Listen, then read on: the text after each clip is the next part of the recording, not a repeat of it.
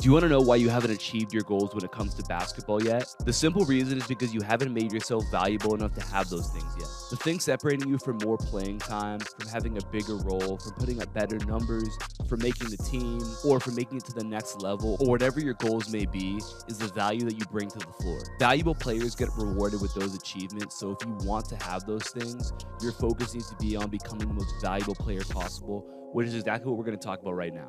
If you commit to doing these three things at a high level, it'll open up countless opportunities for you, and it will completely transform your basketball career and help you to achieve those goals that you have for yourself. These things are simple, but when you do them consistently at a high level, so many more opportunities will open up for you. Let's get into it. So when I talk about value or being valuable, really what I mean by that is how much do you impact winning? How valuable are you for your team winning, right?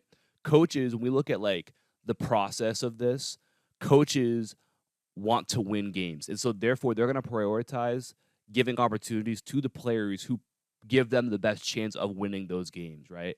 And this is an important thing to understand. It might seem like common sense, but it's an important thing to understand because a lot of players don't go about it that way, right? For example, they'll get on the court and their immediate thought is like, okay, how do I hunt my shots? Where am I going to get my opportunities? When can I take my next shot?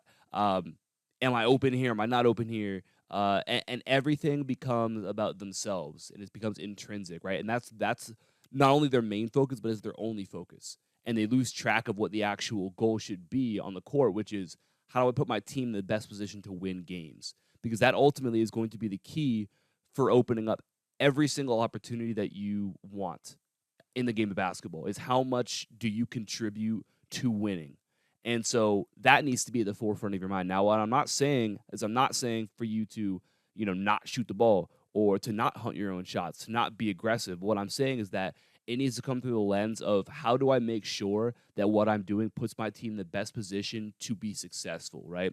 The first area we're going to talk about, and we'll go through three areas right here. And I think the third one is probably, I don't know if I say the most important, but probably the most crucial to understand. But this first one, I think, is a really important thing, and it kind of goes to the point I just made, which is you have to look to hunt A-plus shots for your team, right? Again, a lot of players are going out there and they're thinking about how do I hunt the best shot for me? How do I hunt my shots? And when you do that, that might not be the best shot for your team in that given possession. Sometimes it is, sometimes it isn't right there. The more often you can contribute to your team getting the best possession or getting the best shot on that possession, the more valuable you are as an offensive player. Okay. So we can think about it this way, right? Making the extra pass. So you might have a defender closing out to you, and you could shoot that shot, but if you make a quick extra pass to your team in the corner, they're gonna have a better shot, a more open shot, or maybe they're a better shooter than you, or they just hit one. And so getting them the ball when they're open is going to lead to probably a better look for your team. And so players who are truly concerned with winning and who really add value when it comes to putting their team into a position to win by hunting those best shots are going to make that extra pass, right? Even if it means, again, one less shot for them in the grand scheme of things, if what you just did contributes to your team like being better or having a better chance of winning, then again, you're going to get more opportunities going forward. You're going to get more playing time. You're going to have a bigger role. There's going to be more entrusted to you because you made the right decision in that moment that put your team in a better position to be successful, right? So another area that I see a ton is players will drive and they'll basically put their head down and they already predetermine, hey, I'm going to go shoot this layup. No matter what happens, they'll still be on the perimeter. But if they put the ball on the floor, they're going to the rim and they're going to shoot it, which is fine if you're open. But also you have to understand, hey, if I don't have this layup, it's because the help is rotated over, meaning they had to leave somebody else to get here. So if your thought becomes, hey, I'm going to go hunt my layups, but if there's help there, I know somebody's open, so I'm going to kick the ball, and you start to become a willing person who's going to drive and kick, you're going to create opportunities for your team, probably open shots for your team. And again, that adds a level of value to what you can do as an offensive player, and doesn't even have to revolve around you personally scoring the basketball. By you making that decision that you're going to pass up a shot that might be a B level shot for an A level shot for your teammate, that brings value to your team because you're getting a higher quality of shot. So what you have to understand, and what players have got to understand, is that if you want to be successful, chase team success. Because if you help create more team success, it's going to lead to more opportunities for you. Again, coaches are going to prioritize giving opportunities to players who help to um, bring team success, right? Who foster team success. And so if that's your goal, if you chase after that, you're going to find that everything else is going to follow that. Okay. But again, if you go out there and your thought is, how do I go get mine? How do I make sure that I get my shot this possession right here? Then you're going to miss that. Right. And again, that's really the first step in becoming more valuable. And again, those achievements, the goals that you have are going to follow after value. So become valuable and be willing to create an A+ shot for your team and get out of that mindset of thinking about yourself first. So that's the first thing. The second thing, I think this is really, really important, and I don't really hear people talk about this, but great players and valuable players finish possessions.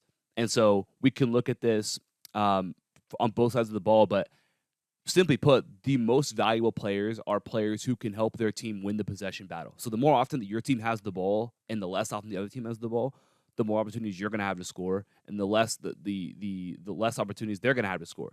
So winning that possession battle, winning possessions for your team is super valuable, super important. So we can look at it like loose balls, right? Are you diving on the floor? Are you doing everything you can to sell out and go get that basketball? 50-50 basketball. So you go up and it's either you or it's a person on the other team. Are you winning that 50-50 ball the majority of the time?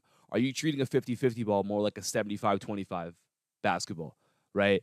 Like those are kind of the simple things right there. Super important that that's your focus, is going out there and winning those possessions right there. You have to make a commitment that you're going to do whatever it takes to win that possession for your team. And that's got to be something that you're able to maintain throughout an entire game, right? It's called competitive stamina. Anybody can compete hard for a little bit. Anybody can compete hard for a quarter. Anybody can compete hard for 2 quarters. Do you have enough competitive stamina that you can make that same commitment to win every loose ball, to win every possession that you can for 4 straight quarters?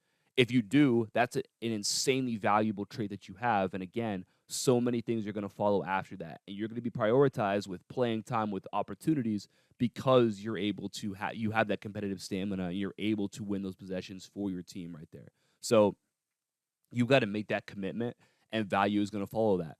Likewise, on offense, we can look at it from the perspective of finishing possessions. So finish layups, make shots, like be a shot maker, right? That's the other aspect of things, where if you can finish possessions of the offensive ends by, again, either finishing those layups or being able to, hey, if, let's say, going back to the first point, if your teammate creates an A+ shot for you, can you make that shot?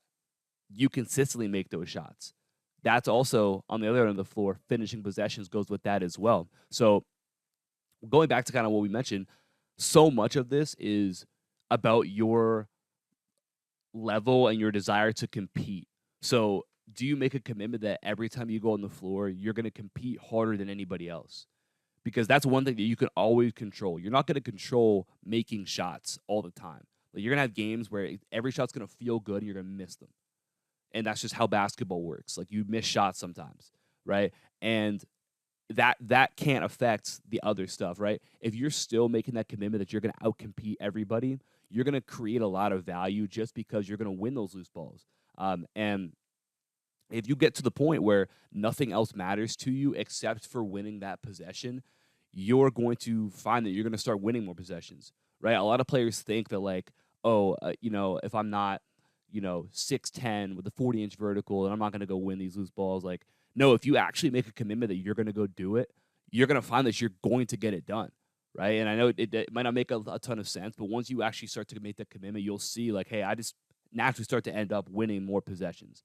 And that's a super important thing. And honestly, when you get to higher levels of basketball, like, winning those loose balls, winning those possessions becomes so crucial. And as a coach, you're going to put players on the floor. You're going to give them the opportunities if you know they're going to win you possessions right there. So again, you want those goals. You want to be valuable, win possessions at both ends of the floor. And then the third thing that's really, really important, and probably, like I said, probably the most crucial part, is be trustworthy. So coaches are going to play players who they trust. They're going to give opportunities to players that they trust. Coaches are going to recruit players that they look at and say, "Hey, I think I can trust that person to be able to help me win games." Um, that's what it's going to take if you want to be someone who has those opportunities. Again, is you have to be trustworthy. So what I mean by that is you need to be counted on to do your job every time. So we look at defense. Be in the right spot, be in the right position, and be there on time. Right. So if you know that you're supposed to be in help in this certain spot, first of all, are you there consistently, and are you there on time consistently? Can you be trusted to do what you're supposed to do? If you can't be, you're not going to play. You're not going to be given opportunities because you don't bring value on that aspect, right? So can you be trusted to do your job defensively right there? Be able to win your matchup. So if it's you and the guy in front of you, are you winning that matchup defensively? Are you doing your job? Are you saying, "Hey, I'm going to make sure this guy's not going to beat me"? Right? Is that your thought? Is that how you approach things? And can you consistently do that on the defensive end of the floor? You can't be a liability on defense. If you're a liability in defense, nothing's going to matter. You're not going to play. You're not going to be given opportunities. No one's recruiting you. Like, nothing is going to follow you if you're a liability. So be trustworthy. Do your job and do it consistently and on time. Offensively, do you know where you're supposed to be? Do you make the right reads? Do you make the right decisions? Going back to the first point, do you pass up an okay shot for a great shot for your teammate? Do you make the extra pass? Do you make the kick out when somebody's open and you're not open? Do you prioritize creating the best shot possible for your team every possession? Or does your coach have to worry about you going rogue and shooting a terrible shot because you haven't shot the ball a little bit? You just want to throw one up there. Again, that's not being trustworthy. And when you're not trustworthy, you lack value, right? The value doesn't follow after that. You have to be trustworthy. So going with that too, do you play to your ability consistently, right? If you're viewed as, let's say your coaches view you as, someone who can score 15 points per game, but you consistently are scoring way less than that. Well, now all of a sudden it's like you're not trustworthy on that end as well. If you're not playing up to what you're capable of doing right there. So that's another thing to think about. And then probably one of the biggest things offensively is, do you turn the ball over? Right? Can you be trusted to protect possessions? Again, going back to that last point, win possessions. The other part of it is don't lose possessions, right? And you lose possession by turning the basketball over. So can you be trusted to make those decisions as well, so that you don't turn the basketball over, right? So this is probably the point that like encompasses a lot. Like, can you be trusted both by your coaches and your teammates? Because if you can be, again, that's where you're going to be given more of everything that you want, right? When it comes to basketball, guys, the rich get richer. So when you have these things, more is given to you. If you don't have these things, then nothing is given to you.